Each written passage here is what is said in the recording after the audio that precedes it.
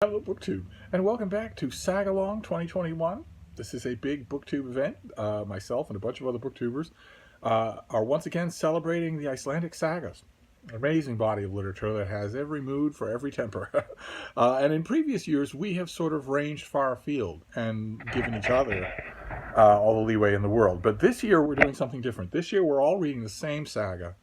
And it's only one saga, and it's the whole month. It's the longest of the family sagas in the Icelandic tradition. It's Njal Saga, the saga of burnt Njal. And we're breaking it up into 40 little sections. It's broken up into little sections of one length or another. And we're doing 40 of those a week. And we are now in the thick of things. We're now in the thick of this saga. I was having problems a little bit last week, feeling as though I were at the hands of a translator, Magnus Magnusson. Who was the original Penguin translator for Penguin Classics. So I have switched to the Penguin Classic by John Cook, this volume here, which is significantly better, significantly more readable, and the section that we're dealing with today, really needs that. So some of my suspicions about what the translator may or may not have been doing were correct. The translator was in the room. Magnus Magnusson was going for a kind of chipped flint, no fuss feeling, a kind of maybe a reflection of Nordic stoicism, or in his mind, or maybe a reflection of the rhythms that are natural that he knew but that he didn't manage to convey. Whereas this translator does a slightly better job in making this a more readable book for someone who didn't grow up in this tradition. At least that's what I'm getting this time around. It could be also that the events of the saga are helping out, because this feels a lot more focused. The 40 segments that we're reading for today feels a lot more focused, and it focuses on one female character and one male character. The male character is Gunnar, and he is, as you can see, a super warrior. he is renowned throughout the land for his prowess with weapons of all kinds. Can kill people almost as an afterthought. And this, plus his success, plus the enmity that's growing up all around this, nobody seems to be able to get along in this world, in this Icelandic world. Nobody seems to be willing to get along. Grievances carry over for no good reason and last forever and always turn violent. But those kinds of forces are growing around Gunnar as the 40 segments that we're reading today progress. More and more often it crops up when he's having conversations with his good friend Njal, who is not really a warrior. He's more of a savant in the law, and he's something else too that we're gonna get to. But more and more often in conversations with Njal or other people, the intimation of Gunnar's death starts to come up. If you do this, you'll surely die. If you do that, you'll surely die. It's a very good way of reflecting the feeling that's really all throughout this saga, which is that death is right around the corner at any time. You don't know who's harboring a secret grudge against you. You don't know when they're going to choose to act on it. Famously, in a very climactic, very dramatic scene in the segments that we're reading today, when Gunnar has been cornered in his home and is fighting off a band of enemy warriors who want to kill him. He knows perfectly well they want to kill him. They're not there just to scare him. He's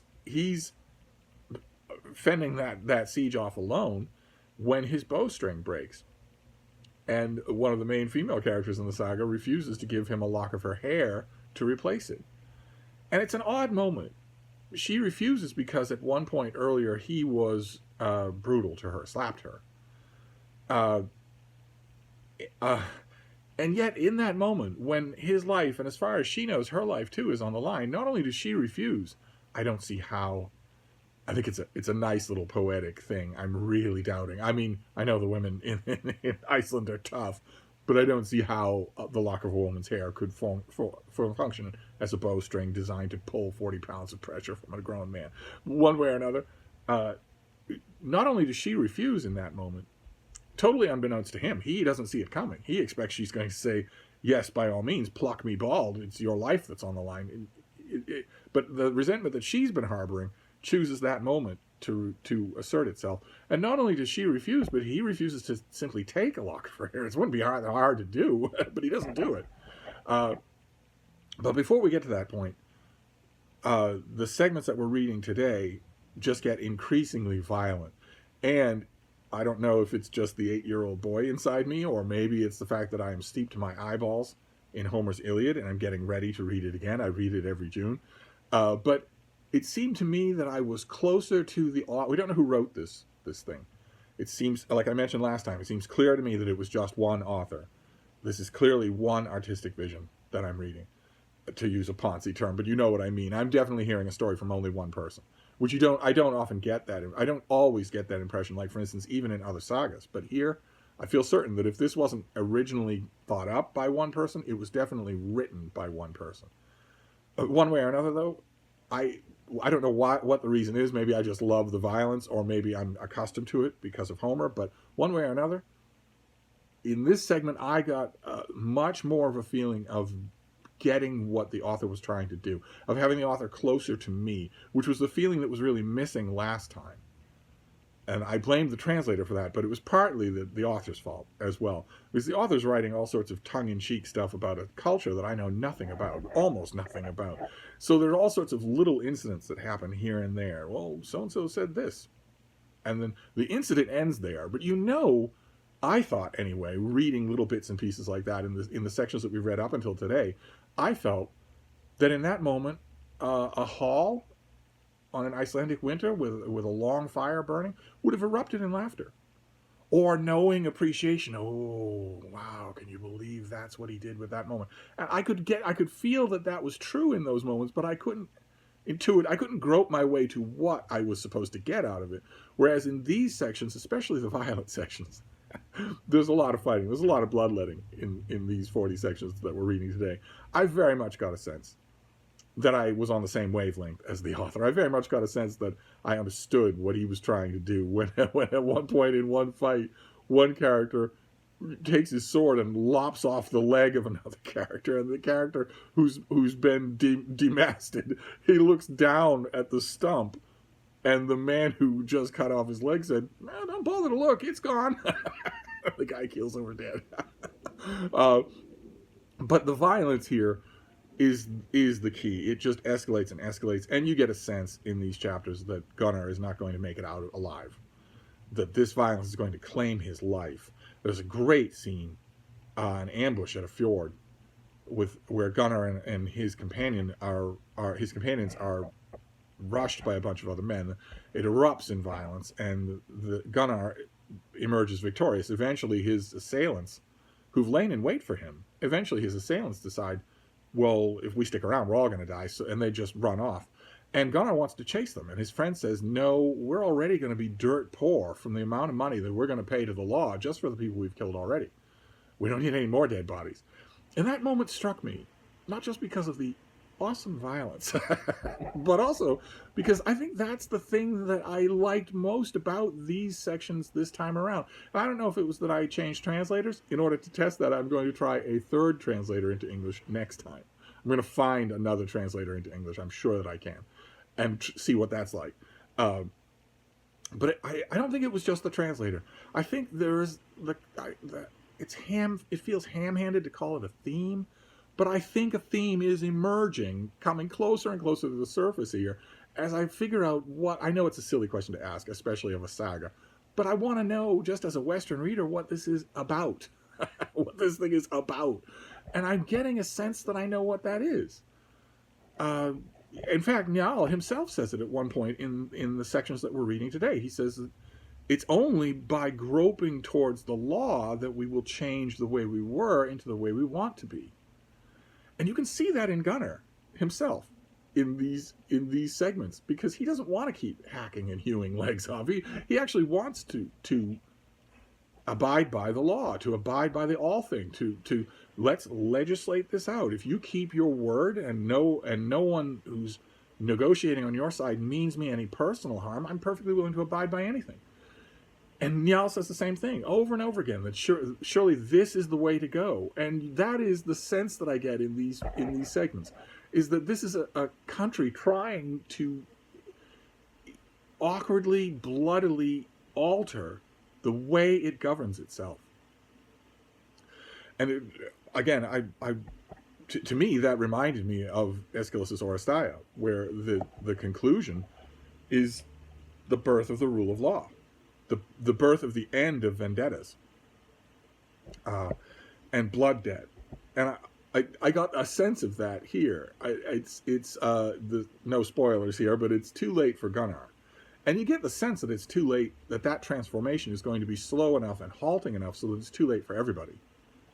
And of course, if you know anything about, if you've, like, for instance, read a thumbnail description of Njal Saga, you know that's true. That none of the characters who are watching the birth of this new kind of jurisprudence are going to live to see it. But for the meantime, for now, this felt like a little climax in the middle of this book.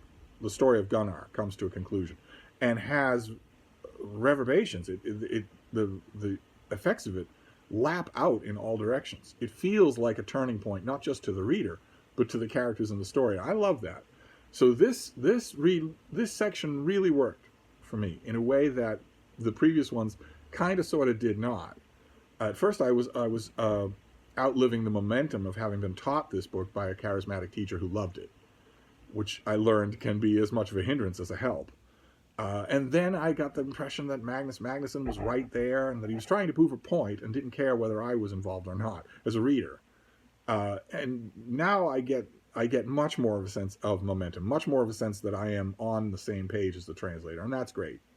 That's fantastic. So we're just going to forge on for next week. We've got your subscription feed is going to be full of videos of people talking about this saga. I advise you to watch them all. The genius behind this approach, I think it was Elena Makridina. She's the mastermind behind this whole thing. I think it was her idea to do just one saga for the whole month.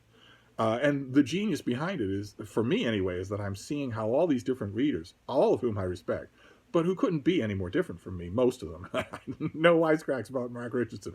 He and I still have our differences. We're very similar as readers, but we have our differences.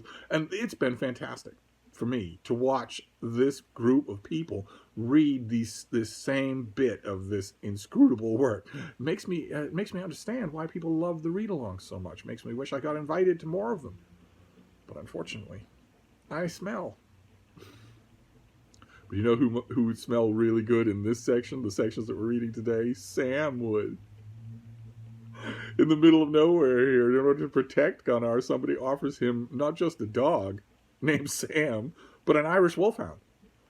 And the offer of the gift says this dog fights as well as a man in armor, and I can attest to that. I once had 2 Irish wolfhounds, a male and a female, and they were as placid and calm and peaceful as could be, but you got a sense, especially when you saw them running the open fields in Montana, you got a very strong sense that you did not want these dogs to be mad at you. Very strong.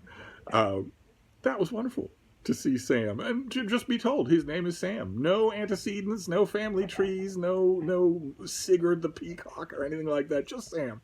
Just a dog named Sam who can recognize his owner's enemies on sight. I was envious of that, because I could be approached by a cross-eyed lunatic with a dagger dripping blood, and Frida would still be saying, pet me, fuss over me. You can kill him later, but fuss over me first. But anyway, that's Njal Saga for this time around. We're going to just barrel on for next week. I don't know.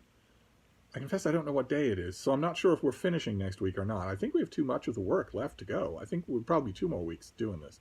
But I'm having a blast now. I am fully on board. Now the task for me becomes to find another translator of this work. Whether it's, once upon a time that would not have been a problem at all, because I would simply have ransacked my local libraries. I am a member of 2 libraries in Boston.